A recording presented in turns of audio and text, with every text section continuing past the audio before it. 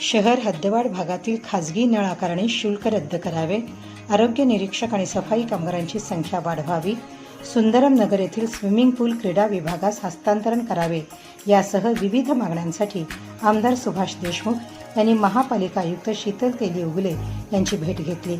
याची अंमलबजावणी तातडीनं करण्याच्या सूचनाही त्यांनी अधिकाऱ्यांना दिल्या.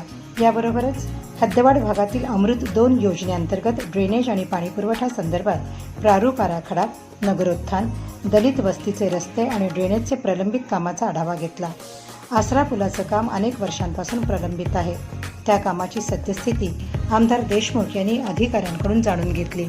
हद्दवाढ भागातील समस्यांचे लवकरात लवकर निराकरण करावे अशा सूचना आमदार देशमुखांनी अधिकाऱ्यांना दिल्या आणि या समस्या लवकर दूर करण्याचा आमचा प्रयत्न राहील असे आश्वासन आयुक्तांनी दिल्याचं आमदार सुभाष देशमुखांनी सांगितलं.